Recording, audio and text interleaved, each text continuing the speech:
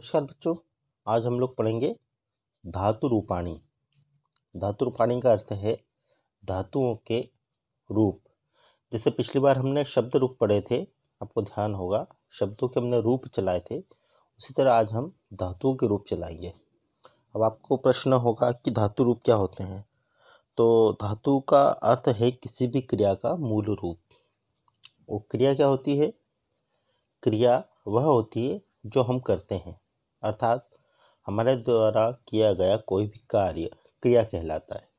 जैसे खाना, पीना, सोना, जागना, उठना, बैठना, लड़ना, झगड़ना इत्यादि। तो जो भी हम कार्य करते हैं वह क्रिया होती है। वो किसी भी क्रिया का मूल रूप धातु होती है। जैसे यहाँ भू धातु आपको दिख रही होगी।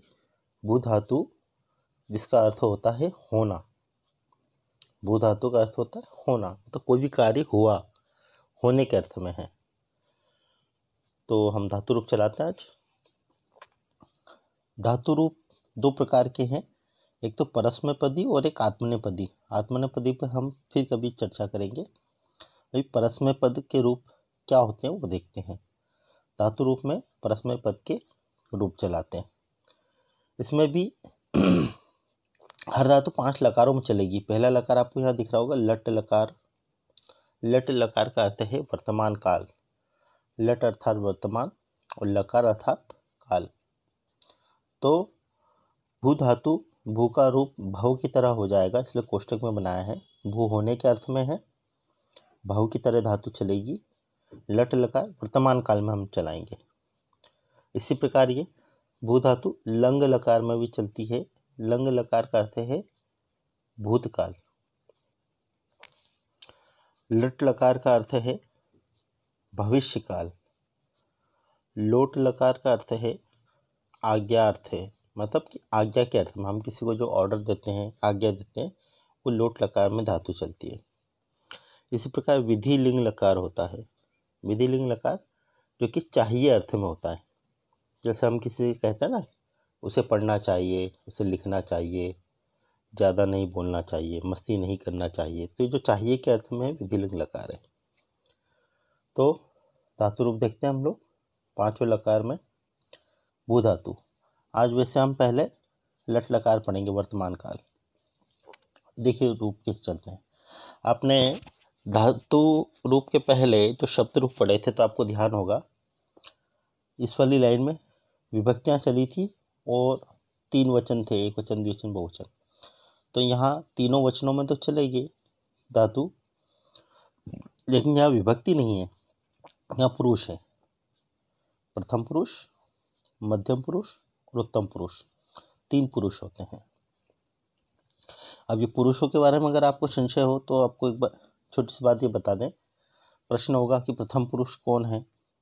तो क्या होता है कि बच्चों 2 लोग होते हैं एक वक्ता होता है, एक श्रोता होता है, अर्थात एक बोलने वाला और एक सुनने वाला।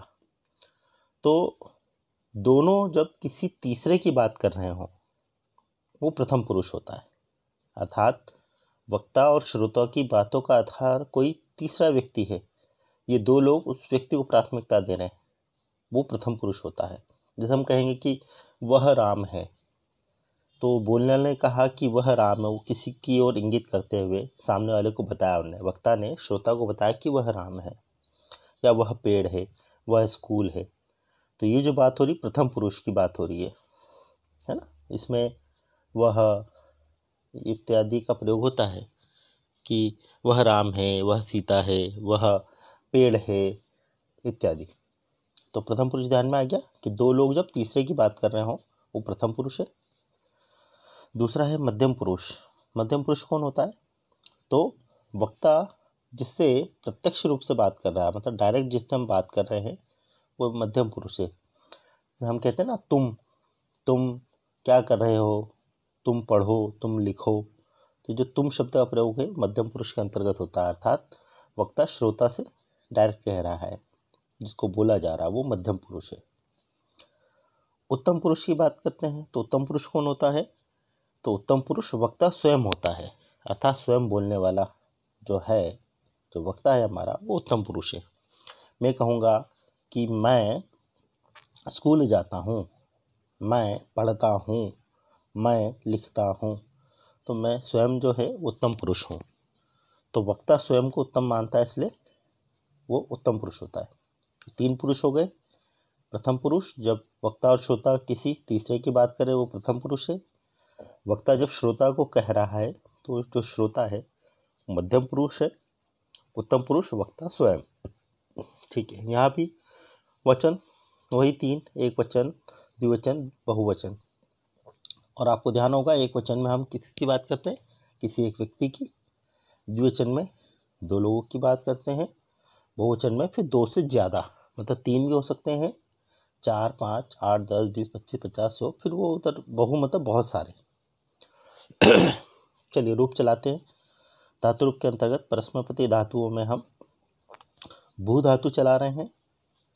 लट लकार मतलब वर्तमान काल में इस भू धातु को चलाएंगे। भू का अर्थ हमने देख लिया, होना होता है। चलिए रूप चलाते हैं। प्रथम पुरुष में है भवति, भवतः, भवन्ति। भवति का अर्थ है होता है। भवतः मतलब कोई 2 काम है जो होते हैं, और भवन्ति अर्थात बहुत सारे काम हैं जो होते हैं। भू धातु का अर्थ होना है ना, इसलिए होता है, होते हैं और बहुत सारे काम होते हैं। भवसि तुम होते हो। भवथः तुम दोनों होते हो। भवथ तुम सब होते हो। भवामि मैं होऊंगा। भवावह हम दोनों होंगे। भवामः हम सभी होंगे। ठीक है, आपने एक बार ये संभवामी के बारे में सुना होगा ना, अपन ने पिछले 9th क्लास में पढ़ा था। कृष्ण जी का एक श्लोक पढ़ रहे थे हम। संभवामी युगे युगे। तो संभवामी वो यही शब्द था। कृष्ण कहते हैं ना कि दुष्टों के विनाश के लिए, सज्जनों की रक्षा के लिए मैं हर युग में होऊंगा। ये वही भवामी। उससे भवती रूप देख लें एक बार। भवती, भवतः, भवन्ति, भवसि, भवथः, भवथ, भवामि, भवावह, भवामः।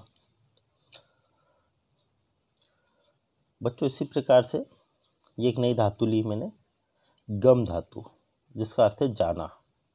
लट लकार में चलेंगे अपन वर्तमान काल में। तो गम धातु है। गम जाने के अर्थ में है, गच्छ की तरह चलेगी है। स्ट्रक्चर वही रहेगा, प्रथम, मध्यम, उत्तम, एक वचन, द्विवचन, बहुवचन। तो गम धातु चलाते हैं। गम बता दे कि गच्छ की तरह चलेगी, इससे कोष्ठक में लगी है। गम धातु है, गच्छ की तरह चलेगी।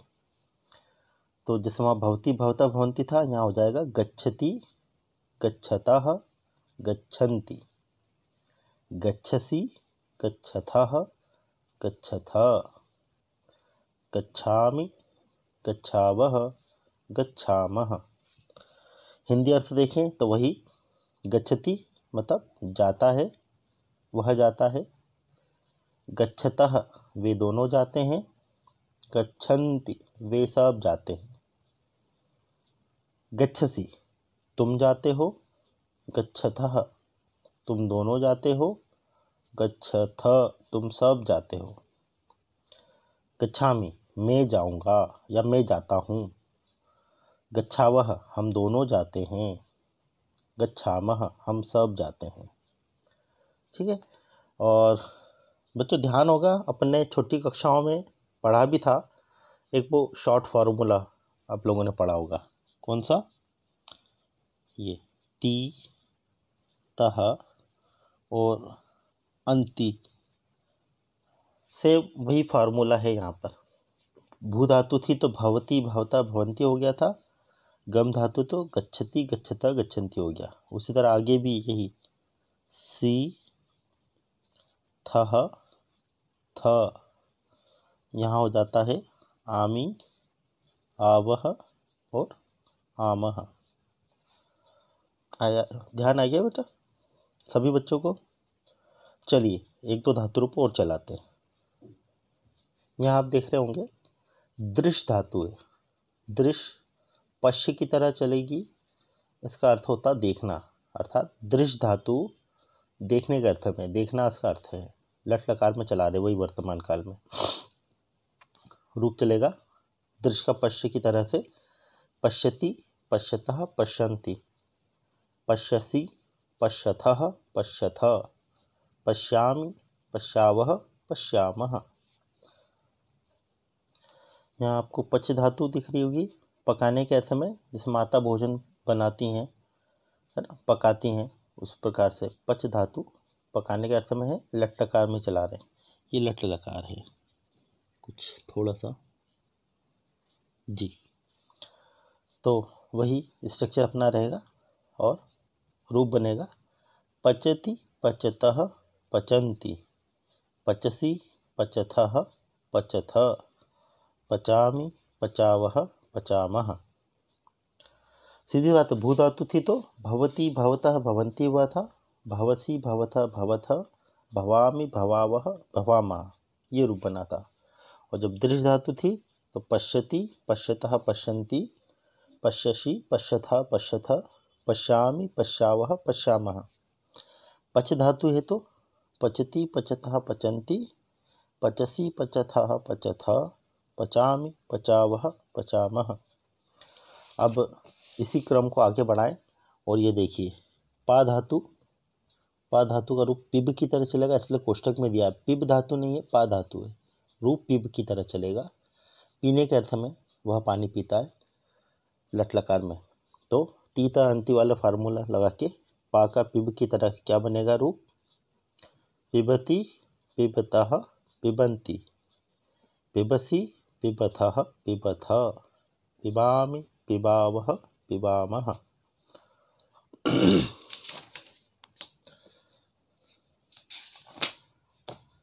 ठीक है, ये 5 धातुएं आपको ध्यान में आ गई। पच धातु, दृश्य धातु, गम धातु और भू धातु, 5 धातुएं हमने देख ली लट लकार में। ठीक है, एक बार याद करने की दृष्टि से हम 5 धातुओं को बोलेंगे। आप भी चाहें तो मेरे साथ बैकग्राउंड में बोल सकते हैं या वीडियो के साथ साथ अभ्यास के लिए मेरे साथ दोहरा सकते हैं। स्टार्ट। भू धातु लट लकार, भवति, भवतः, भवन्ति, भवसि, भवथः, भवथ, भवामि, भवावः, भवामः। गम धातु लट लकार, गच्छति, गच्छतः, गच्छन्ति, गच्छसि, गच्छथः, गच्छथ, गच्छामि, गच्छावः, गच्छामः। पश्यति, पश्यतः, पश्यन्ति, पश्यसि, पश्यथः, पश्यथ, पश्यामि, पश्यावः, पश्यामः। पचति, पचतः, पचन्ति, पचसि, पचथः, पचथ, पचामि, पचावः, पचामः। पिबति, पिबतः, पिबन्ति, पिबसि, पिबथः, पिबथ, पिबामि, पिबावः, पिबामः। बच्चों, ये एक धातु मैंने लिखी है लट लकार में, हस धातु। हस का अर्थ है हंसना, हंसने के अर्थ में। रूप स्ट्रक्चर वही, एक प्रथम, मध्यम, उत्तम पुरुष, एक वचन, द्विवचन, बहुवचन। तो तीता अंति वाला फार्मूला लगाएं, पठती, पठता, पठंती वाला। तो हस धातु चलेगी, बोलिए मेरे साथ। ठीक है, हसति, हसतः, हसन्ति, हससि, हसथः, हसथ, हसामि, हसावः, हसामः। आपको ध्यान आ रहा होगा, है ना। आगे के 2 अक्षर बदलते हैं बस। जैसे हस धातु है, हस धातु यहाँ लग गई। पहले भू का भव रूप चला था तो भव हमने आगे लगा दिया था, बाकी का स्ट्रक्चर वही था हमारा, है ना। ती, तह और ये वंती वाला, सी, थह, थ, यहाँ पर आमी, आवह, आमह। हस का हसामी हो गया था, है ना। इसी तरह एक बार एक आखिरी रूप ये चला लें हम, खाद धातु। खाद्य धातु खाने के अर्थ में क्या रूप होना चाहिए?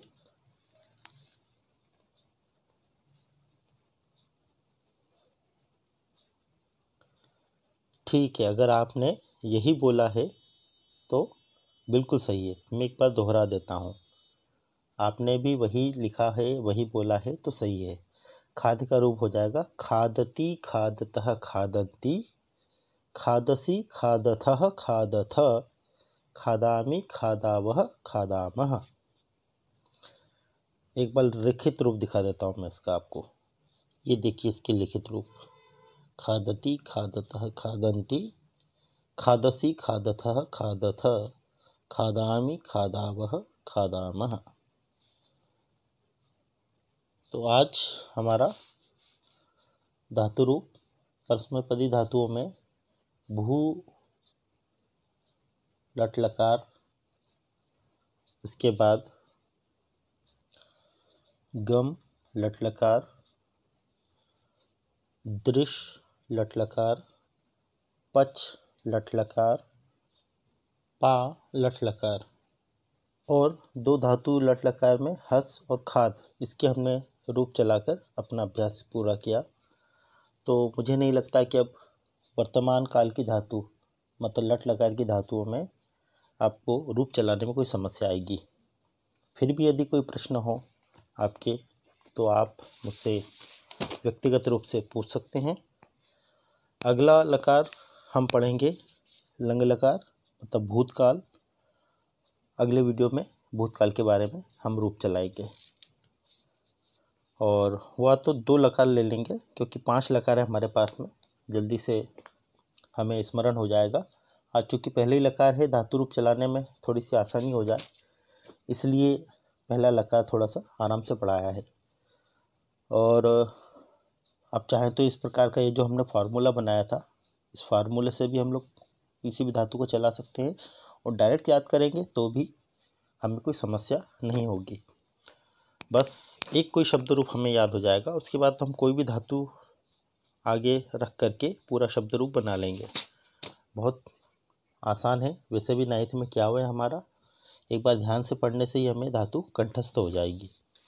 और जब धातु रूप हमें स्मरण होंगे तो जब हम पाठ शुरू करेंगे अभी आगे, तो पाठ को पढ़ने में फिर हमें अपने आप समझ में आएगा कि वाक्य में क्या कहा गया है, किस हिसाब से कर्ता के कारण कौन सी धातु का प्रयोग किया गया है और उसका क्या अर्थ निकल रहा है, या अर्थ का अनुमान लगाने में आप थोड़ा से सक्षम हो पाएंगे।